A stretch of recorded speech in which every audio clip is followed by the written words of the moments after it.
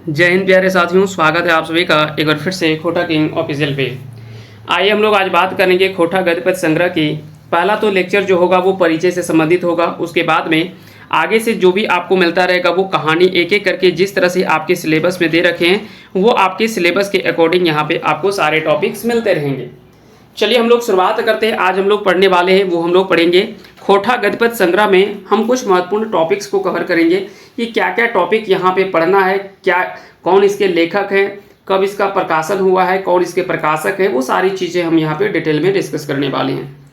सबसे पहले बता दें कि खोटा गद्य पद्य संग्रह या रचना जो प्रकार है वो गद्य और पद्य संग्रह है। गद्य और पद्य मतलब दोनों में अंतर आपको ध्यान रखने हैं। गद्य रचनाओं में क्या क्या आता है, तो गद्य रचनाओं में कहानी है ना, जैसे कि यहाँ पे आपको दे रखा है, यहाँ पे हम आपको बता देते हैं। जैसे गद्य में जो दे रखा है वो है कहानी, लेख, संस्मरण, जीवनी, यात्रा वृत्तांत, शब्दचित्र और नाटक। ये सभी जो आता है, ये सभी जो वो गद्य रचनाओं के अंतर्गत आता है। क्लियर हो गया। जबकि पद्य रचनाओं में अगर बात करें तो यहाँ पे जो दे रखा है वो कविता है। क्लियर हो गया। तो पद्य भाग में जो वो कविता है, बाकी के सभी चीज़ें जो ये सारी रचनाएं जो वो गद्य रचनाओं के अंतर्गत आता है। साथ ही साथ में पद्य रचनाओं में याद रखेंगे कविता के अलावा खंड काव्य जो आता है ना, खंड काव्य, प्रबंध काव्य या महाकाव्य जो होता है, ये सभी भी आता है आपके पद्य रचना के अंतर्गत ही आता है। क्लियर हो गया। चलिए अब यहाँ से एक सवाल आपसे पूछे जाएंगे कि इसके प्रधान संपादक कौन है। तो इस पुस्तक के जो प्रधान संपादक है वो डॉक्टर ए.के. झा हैं। इनका पूरा नाम क्या है? इनका पूरा नाम है अजीत कुमार झा। तो पूरा नाम भी आपसे पूछा जाएगा। हम जब अगला बार जब आपको पीडीएफ हम देंगे तो उसमें से डिटेल में आपको लिखा हुआ रहेगा, है ना। अजीत कुमार झा इनका जो वो पूरा उपनाम है, ये पूरा नाम है। क्लियर हो गया। और ए.के. झा इनका शॉर्ट फॉर्म में नाम है और इनका उपनाम जो है वो है झारपात। झारपात इनका जो वो उपनाम है। तो ये सारी चीज़ें आपको ध्यान रखनी है। कार्यकारी संपादक की बात करें तो कार्यकारी संपादक जो वो इस रचना के वो है शिवनाथ प्रमाणिक। शिवनाथ प्रमाणिक इनका जन्म बैदमारा बोकारो में जन्म हुआ है ना। तो ये सारी चीज़ें तो आपको पता ही होगा। साथ ही साथ में इनका उपनाम जो वो है मानिक उपनाम, मानिक। इनका उपनाम अगर आपसे पूछा जाए तो याद रखेंगे मानिक जो वो इनका उपनाम है शिवनाथ प्रमाणिक का। और यह सवाल जो वो 2000 कह सकते हैं कि 2022 का, यानी कह सकते हैं कि एक दो दिन पहले जो परीक्षा हुआ है आपका पारा शिक्षक का जो आकलन परीक्षा है उसमें से यह सवाल पूछा भी गया है कि शिवनाथ प्रमाणिक का उपनाम क्या है। तो वहाँ पे यह सवाल जो वो डायरेक्टली पूछ लिया गया है। इसके अलावा आगे भी हम लोग चर्चा करेंगे कि कौन कौन सी यहाँ से कौन कौन से सवाल जो वो डायरेक्ट पूछा गया आपके केवल सिलेबस से, ऊपर से सवाल जो वो पूछा गया है और आसान से प्रश्न पूछे गए। और आपसे ऐसा नहीं कि बहुत ज़्यादा डीपली सवाल पूछा जाएगा, आगे भी कहीं ना कहीं इसी टाइप से सवाल जो वो आपको पूछा जाएगा। जो 1 to 5 का जो 1 to 5 है ना, ये परीक्षा जो हुआ था, इसमें से सवाल जो वो काफ़ी आसान से प्रश्न आपसे कह सकते हैं कि परीक्षा में जो वो पूछा गया है।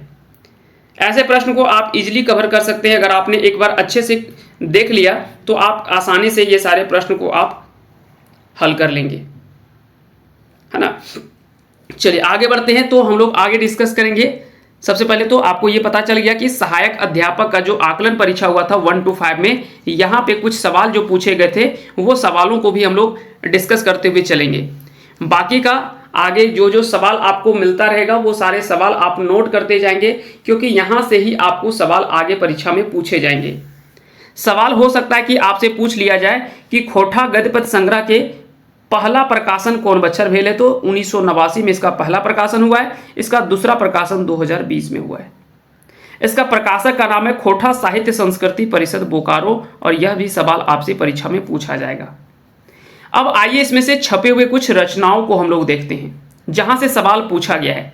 जैसे कि मांझो कहानी जो है इसे लिखा है भुवनेश्वर साहू ने, और सवाल पूछा गया था 1 to 5 वाले में जो सहायक कह सकते हैं कि प्राचार्य का जो सहायक अध्यापक का जो आकलन परीक्षा हुआ था, है ना, 1 to 5 में, यहाँ पे डायरेक्ट पूछा गया है कि मांझो के कैसे उंगली कटाए जाए, है ना, या मांझो के कौन हाथ से ओकर उंगली कटाए जाए तो ढेकी कूटे घरी।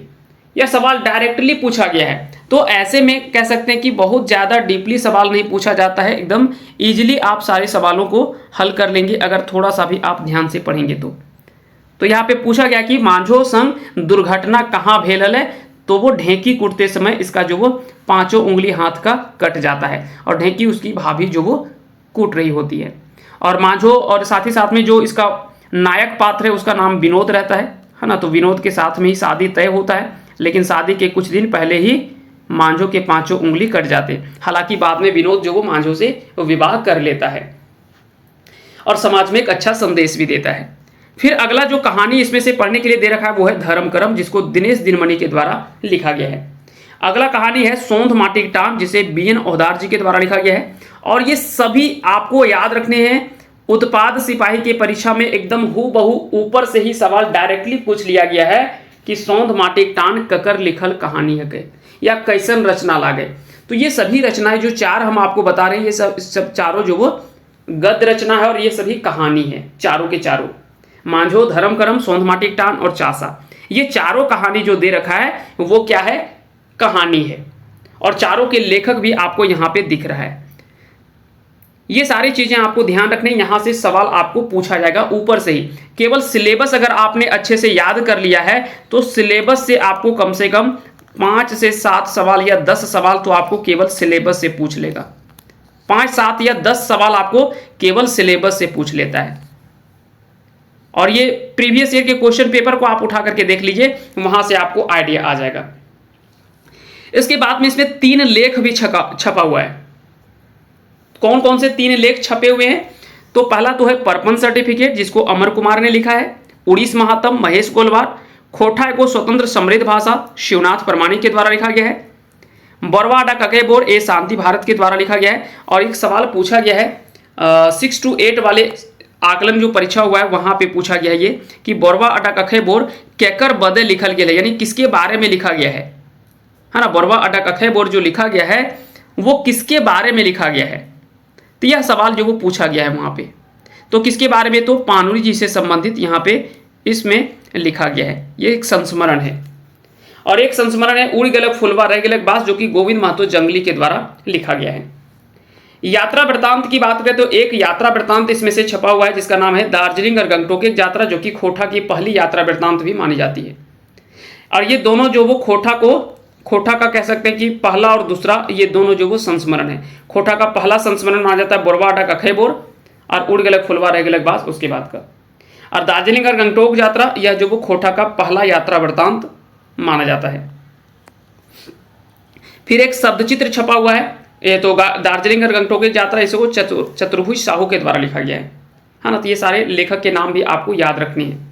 पूटियर पालू एक शब्द चित्र इसमें से छपा हुआ है जिसका नाम है पूटियर पालू, जिसे लिखा है A.K. झा जी ने।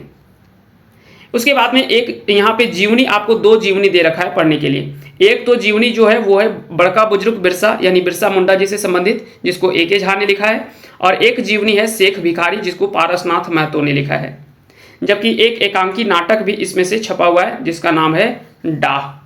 तो डाह एक नाटक भी है और डाह एक एकांकी नाटक भी है। एकांकी मतलब हो गया जिसमें से केवल 1 अंक आपको पढ़ना होता है, केवल 1 अंक जिसमें पढ़ना होता है उसको एकांकी कहते हैं, यानी 1 अंकी जिसमें 1 अंक हो तो उसी को एकांकी नाटक कहते हैं। तो ये सारी चीजें आपको यहाँ से ध्यान रखनी, यहाँ से भी प्रश्न आपकी परीक्षा में जो वो पूछे जाते हैं। अगर हम पुस्तक की बात करें तो ये आपको पुस्तक दिख रहा होगा, यही आपका जो वो पुस्तक है जहाँ से आपको पढ़ने हैं। और यहाँ पे आपको साफ साफ लिखा हुआ है प्रधान संपादक डॉक्टर A.K. झा और कार्यकारी संपादक जो वो शिवनाथ परमाणिक है। तो ये आपको साफ साफ दिख रहा होगा यहाँ पे लिखा हुआ। और उम्मीद करते हैं कि ये सारी चीजें आप अच्छे से समझ चुके होंगे। यहाँ पे प्रधान संपादक A.K. झा और कार्यकारी संपादक शिवनाथ परमाणिक यहाँ पे लिखा हुआ भी मिल रहा है। इसके बाद में हम आएंगे पहली कहानी, इसके पहले कहानी पे, और जिसका नाम है मांझो, है ना। तो ये पहली कहानी जल्दी हम लोग आप लोगों के बीच में लेकर के आएंगे। उसके बाद में एक एक करके जितनी भी रचनाएं हैं और जितना भी आपके सिलेबस में दे रखा है, आपके सिलेबस के अकॉर्डिंग हम लोग एक एक करके सभी को पढ़ते हुए चलेंगे। क्लियर हो गया। जो उत्पाद सिपाही के हैं, उत्पाद सिपाही के लिए हम स्पेशली बता देते हैं कि उत्पाद सिपाही में जो आपको पढ़ना है वो केवल आपको पढ़ना है ये 4 कहानी, ये 4 कहानी आपको पढ़ना है यहाँ से। है ना। यहाँ से 4 कहानी पढ़ना है और एक आपको एकांकी नाटक पढ़ना है, और एक आपको एकांकी नाटक पढ़ना है। इसके अलावा आपको कुछ भी नहीं पढ़ना है। ध्यान देंगे, जो उत्पाद सिपाही के छात्र हैं उनके लिए केवल यही 5 टॉपिक आपको पढ़ने हैं। एक हो गया एकांकी नाटक डाह, और 4 आपको यहाँ से कहानी आपको पढ़ने के लिए दे रखा है, मांझो, धर्म करम, चासा, सौंध माटिक टान। ये 4 कहानी जो है वो आपको पढ़नी है, यानी 5 टॉपिक जो वो उत्पाद सिपाही के लिए आपको पढ़ने हैं। और बाकी के जितने भी टॉपिक दे रखे हैं ये सभी टॉपिक जो है वो जेएसएससी एलडीसी के सिलेबस में है, एलडीसी के, और 1 to 5 है ना, 1 to 5 का जो कह सकते हैं कि सहायक आचार्य का पद है, सहायक आचार्य का पद जो है उसके लिए आपको सिलेबस में दे रखा है, सहायक आचार्य के लिए। तो दोनों का देखिए ये कॉमन टॉपिक है, इसीलिए हम सभी के लिए हम बना रहे हैं। बाकी का जैसे आगे आगे टॉपिक बढ़ता रहेगा हम आपके लिए सेपरेट आपके ग्रुप में हम उस तरह से लेक्चर आपको देते रहेंगे, लेकिन ये सभी के लिए कॉमन टॉपिक है, इसलिए हम आपको डिस्कस कर दिए। जो एलडीसी